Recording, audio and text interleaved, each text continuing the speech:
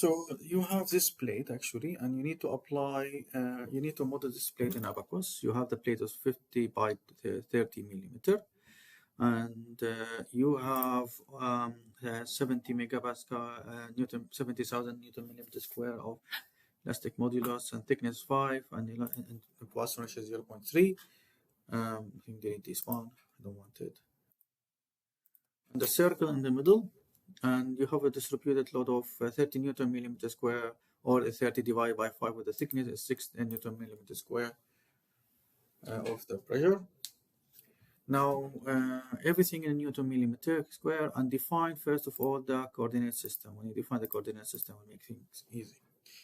Now, what you have to do, you need to model. Since it's symmetric, so it's symmetric around this axis, around two axes, this one and this one, so it's symmetric. So basically, if it's symmetric, so I would initially only model the part of this cell. Now, in order to start, I would recommend to you to change the coordinate system. Assume the coordinate system in axis of symmetry, so it's going to be somewhere here, the coordinate system, and this is the other one here. So here and here. So this is the coordinate system. So basically, you are drawing half of this quarter. Now, go to Abacus. You run Abacus. You go to Abacus CAE.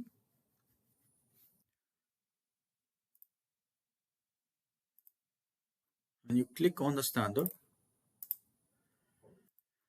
Now, before you start, you go to File, Save As, and you need to save it somewhere else, and you go to the folder you want to save the Abacus in. You click here, Abacus, and you go to steel plate modeling. I'll call it steel. Okay. And then in directory, you go to File, and then you go to the directory, you click on here, go to C, working, Bonel, for example, here, and you click on the where you want to save the model at. Then you said okay, and then done. Now let's clear the model. So let's click on part, and you go to planner, and you keep as a shell. Go 2D planner. Be careful. Some people go to 3D. It's 2D. And the shell, and ensure that you have the sizes enough. For example, if you want to draw something on A4, you need to have the size it's suitable for the drawing. So what is the maximum size I have? I'm going to draw this part, which is basically 25 by 15 millimeter. So the 200 should be enough to draw in that. So for example, if that, for example, the length is over like 250 and this is about 150, the maximum size is 250. So you cannot draw in that page 200 by 200. So you need to increase it. So at the moment, should be okay. So continue. Now you need to start drawing the rectangle first, and before you do the circle. So rectangle. At the moment, let's go draw this rectangle. That rectangle also, its coordinates start from 0, 0, and then end up, the other coordinate will be 25, sorry, as x will be 15 by 25. So 0, 0, click on that rectangle. So 0, 0, 0, comma 0. It's gonna throw writing down here, then enter. And 15 by 25, enter. So you draw this.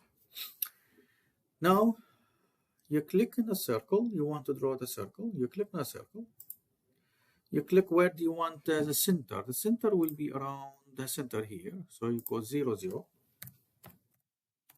So you draw it here, then you ask you where do you want the perimeter. So the perimeter should be at this point. So basically, to draw a circle, you need a point here and another point here, and that another point is around 5.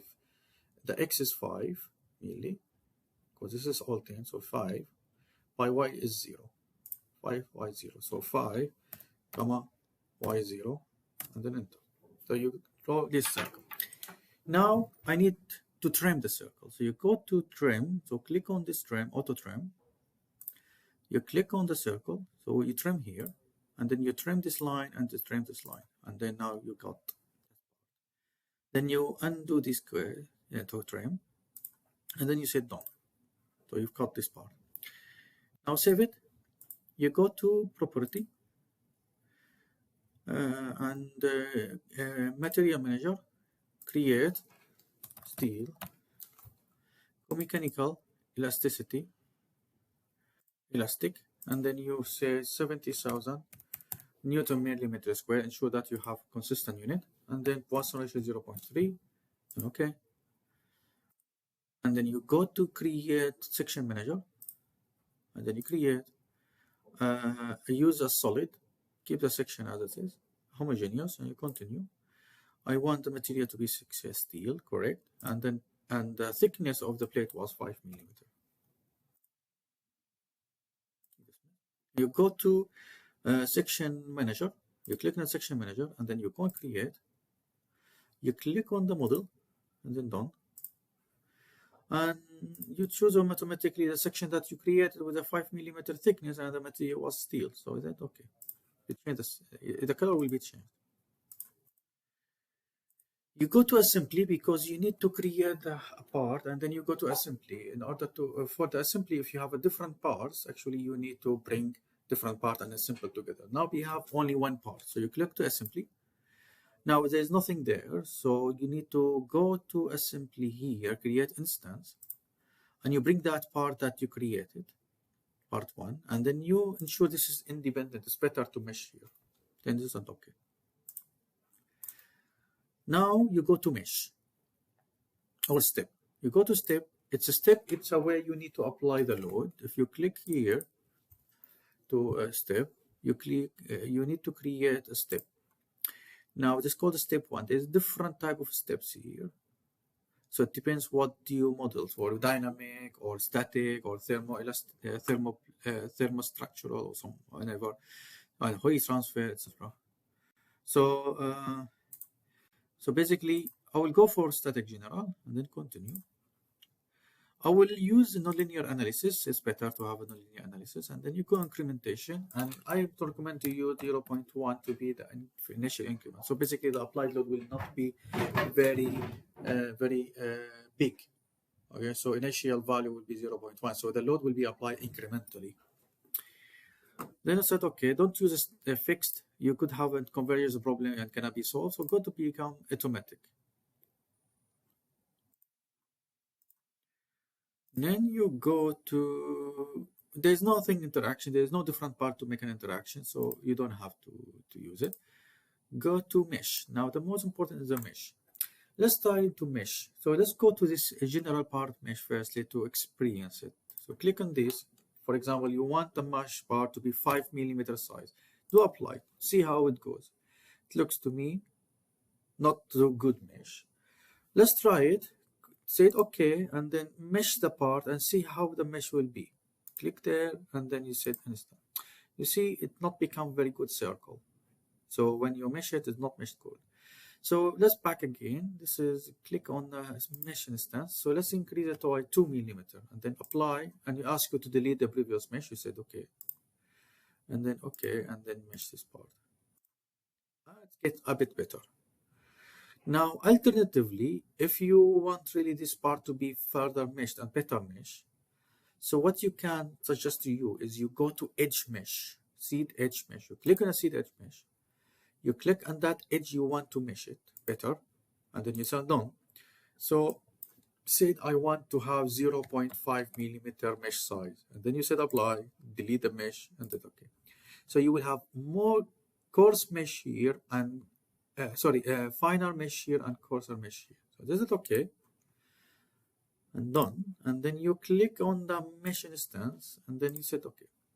Okay. You want to look this way. If you want to increase the mesh on the overall size, so you can go again, click here, you said 1, then okay, delete the previous mesh, and then mesh it again. See, it's get better mesh. So proper circle and enough number of elements around. If you want to know how many nodes, I think you go to inquiries, and then you said nothing node and think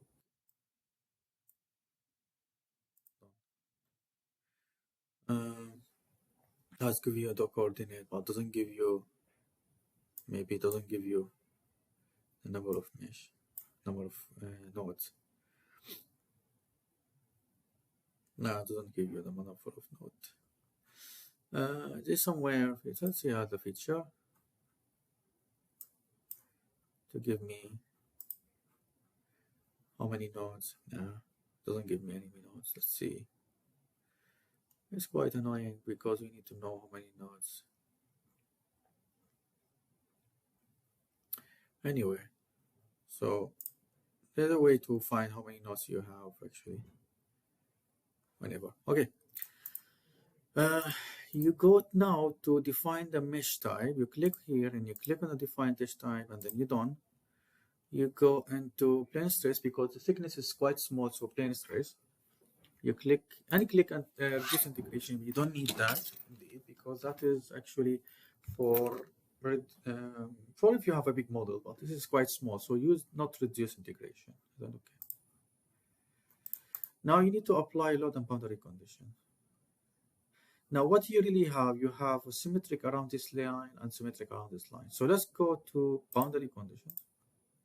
You click here and you create and go to initial. This is my suggestion. So let's do y symmetry. So this line, I need to look at this line, y symmetry, y symmetry. So you click here, we keep the first option and you continue.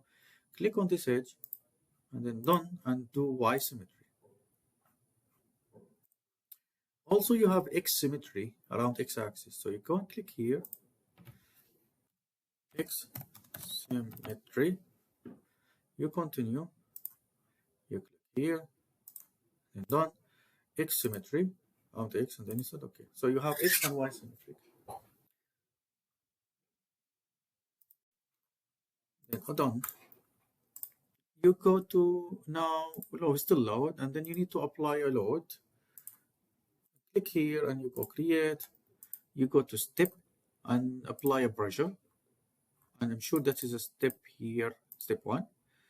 You click here. Let's try, if you want to try, for example, line alone, you continue.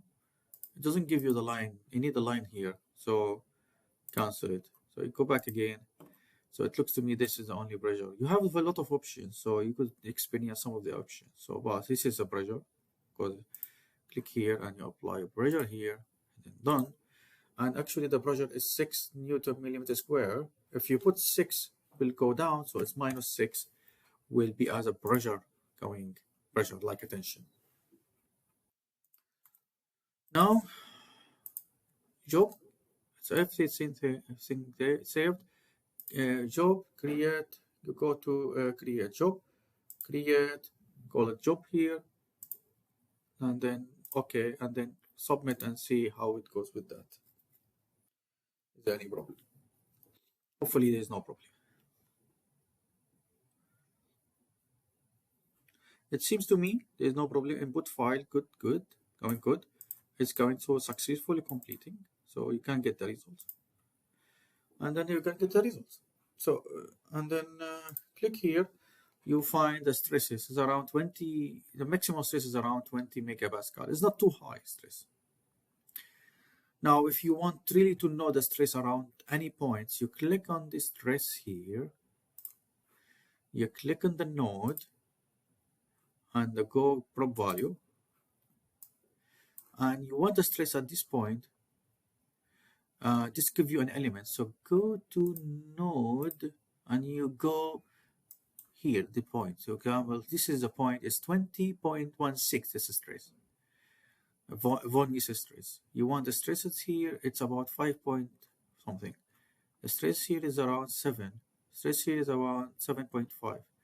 Stress here is around 19. Stress here is around 19. So it depends what you're applying the stress. So it depends what do you want. So basically, where do you want the stress here? So 9. So here the maximum stress is 20. So here we go. You find a way actually to apply elastic modules. Now, if you want to apply plasticity into the model, Like now you do elastic analysis. If you want to do plastic analysis, so basically this is aluminium.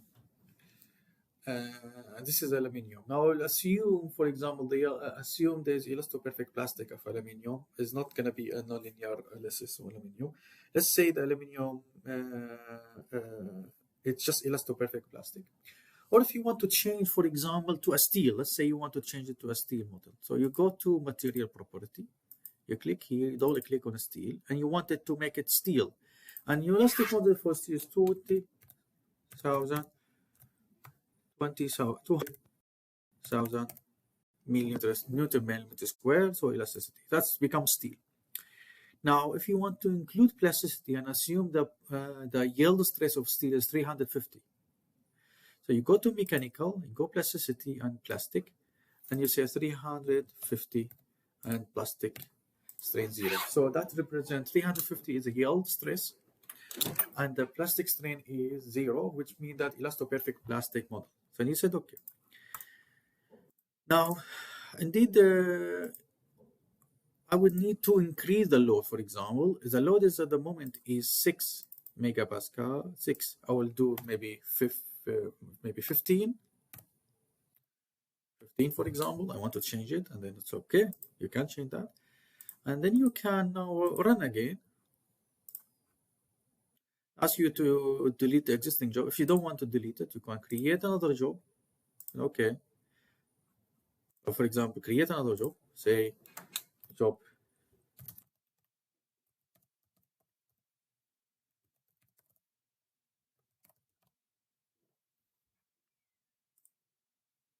And then you submit.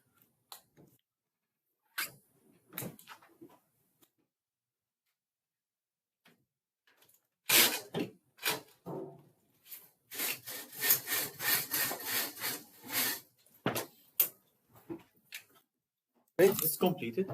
So let's get a monitor. This meaning it's completed, and then results. And you click on the stresses.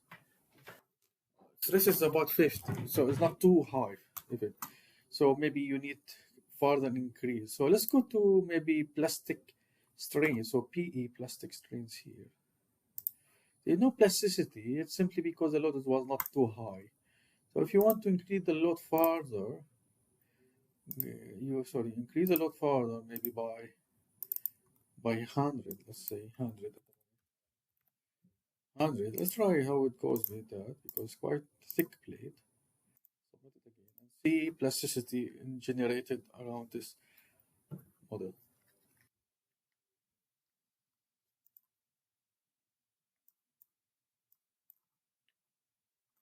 So there you go. Let's see the result. And the stress is around 336. Let's see. It's plasticity. Still no plasticity. You need to increase a bit the loading.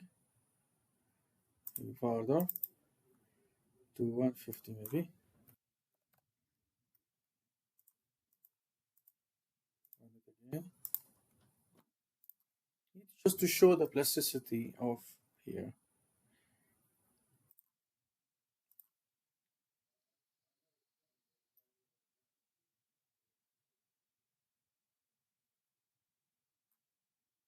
Let's see now results. 300. Let's see. I don't know plasticity. Ah, here we go. There's some plasticity happening. So plasticity start to generate.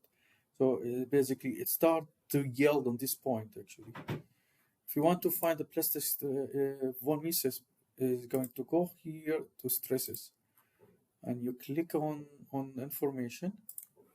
You click node, prop value, and you can go to node here, and then you go. Okay, the stress is 351. Stress is but 341. This is around here, so you can define the stress around. So here you learn how to do elasticity and plasticity of steel plate, and here we go. Okay, and you could save and nothing else. So if you really wanted to know more information here, for example, you want von Mises, you want Tresca, You want, for example, maximum principal, for example. Now, maximum principal should know what is it. If you want to know the direction of the stresses, so you think you click on here. So it show you the direction of stresses at each point. Well, you don't need to look at these. You could do the direction of stresses. So if you want to know the direction of S11, for example, S11, this is the direction of stresses, S11, and direction of stresses 22 in the other direction. On S133, there's no, of course, and maximum principal, etc. So on von Mises, of course, there's no direction. So you click here. Now, if you want to know the deflection, how much deflection here, you go to deflection is called U. You want to know deflection. So the deflection in that direction, in Y direction, we need to know. So it is U2, because in X direction is X, UX, U1 is UX, and in the Y direction, UY direction. Again, you click on this line here, it is I, and then node, and then prop value, and you can say, oh, you need the node, so you can define actually how much deflection. It's only 0.02 millimeter deflection, not too high, no. So that is deflection actually here around this area. That's a deflection around here. So anyway, okay. So if you want the deflection in Y direction, and X direction is U1, and that is the deflection in X direction. Now to visualize further how much deflection, or like bigger, because as you can see, it looks to me you cannot see how deformation coming. So maybe you can exaggerate the deformation a little bit. You click on this one. Let's see if there's a way to increase the deformation. No.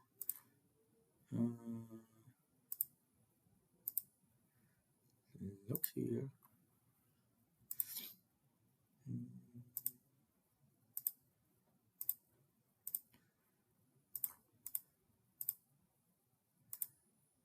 Here we go. I click on this one, common option, and then I need auto computer is one scale factor. I will do scale factor as 100, for example, to show you. Apply. See how it deforms. Now, if you want to see how deformation happening up the apply load, you click on this animation. You see how the load applied, and you see how it's deformed. And slowing down actually under applied load, you could see how the deformation increase over time. Overloading. Okay, good. Okay, great. That's all actually for, and thank you very much.